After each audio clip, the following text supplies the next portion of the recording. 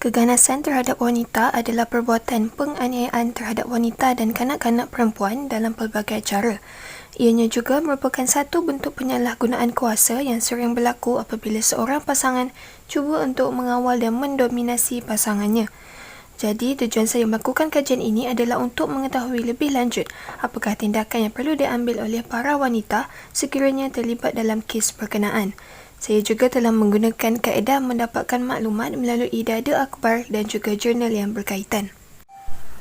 Kebelakangan ini, media banyak melaporkan kes penderaan domestik yang berlaku sejak Perintah Kawalan Pergerakan PKP yang mungkin terdorong daripada perasaan panik kerana masyarakat belum pernah melalui PKP dan juga akibat tekanan kerana berada di rumah terlalu lama.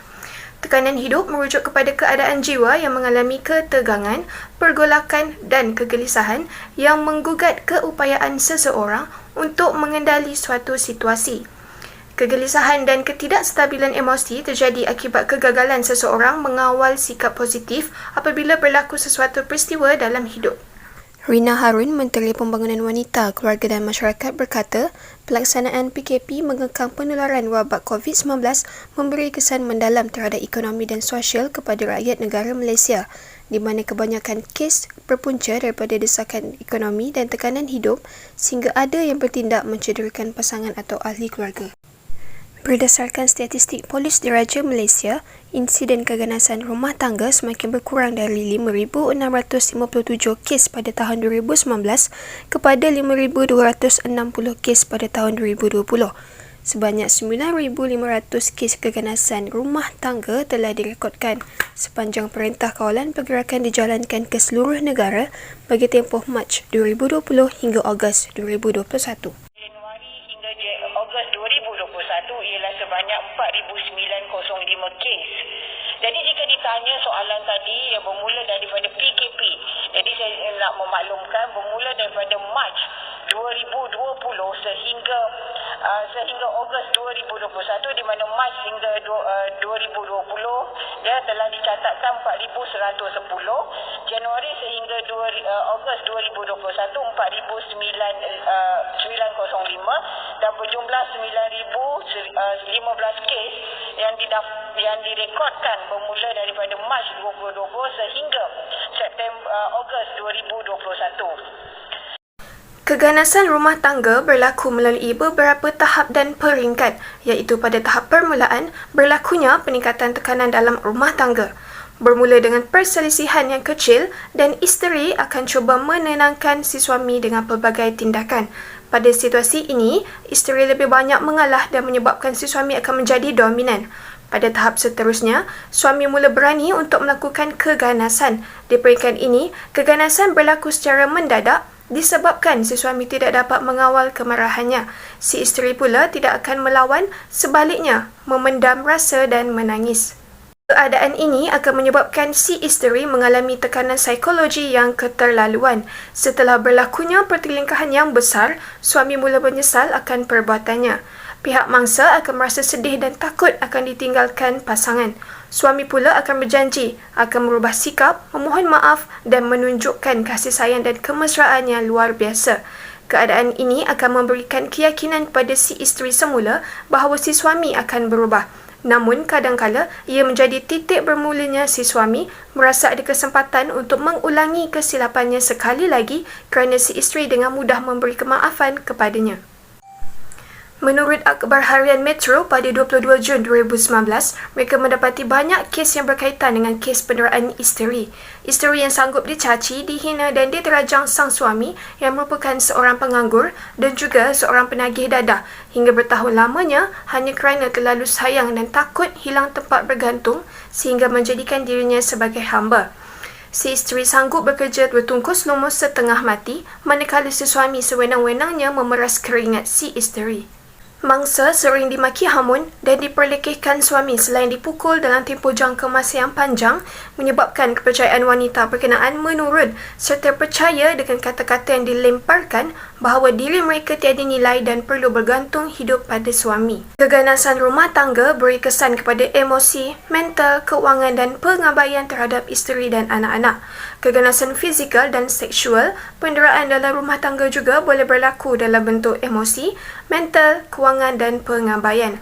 Pengerusi dan perunding psikologi klinikal Pertubuhan Teratak Rahmah Wanita Islam Teratai, Azlina Rozi Muhammad Ghaffar berkata, tidak mustahil mengapa ramai wanita mengalami masalah kesihatan mental akibat daripada penderaan yang dilakukan oleh sang suami. Katanya, bagi sesetengah kes ada yang berhadapan dengan penderaan emosi selama bertahun kerana sering dihina dengan pelbagai cacian suami dan terus bertahan.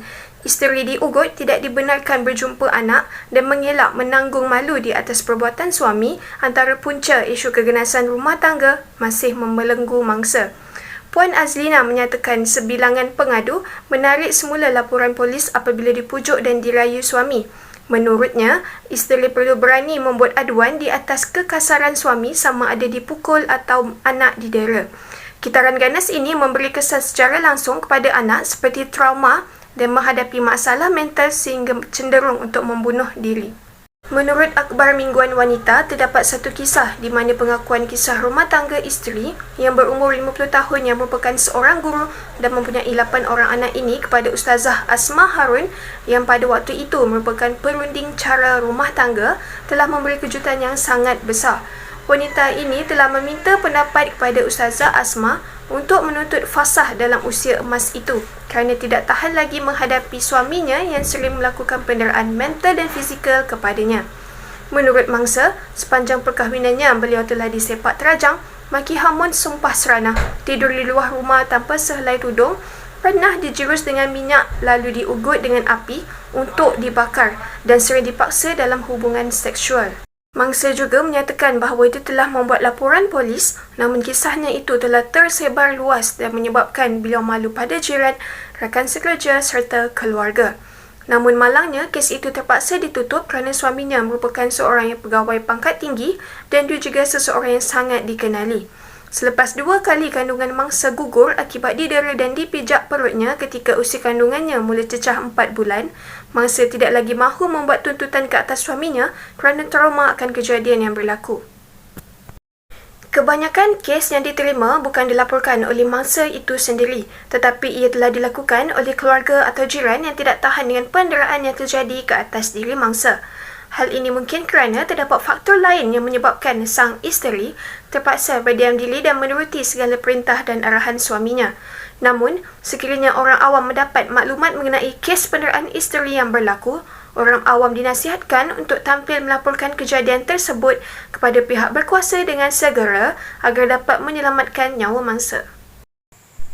Akta Keganasan Rumah Tangga 1994 Akta 521 telah dikuatkuasakan di seluruh negara pada 1 Jun 1996. Wanita dan masyarakat perlu sedar dan fahami tujuan murni akta ini iaitu untuk membendung keganasan yang tidak sewajarnya dilakukan oleh sang suami.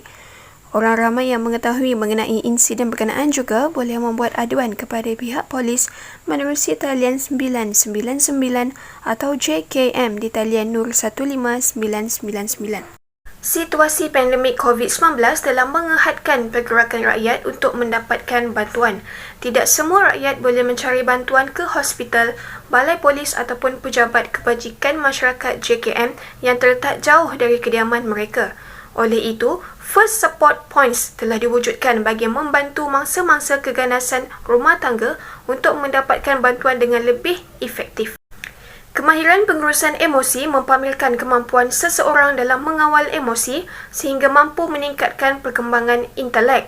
Wanita cenderung menguruskan emosinya dengan cara meluahkan perasaan dan cuba mendapatkan sokongan sosial ketika mengalami tekanan. Tanggungjawab membanteras keganasan terhadap wanita bukan hanya terletak di bahu kerajaan semata-mata.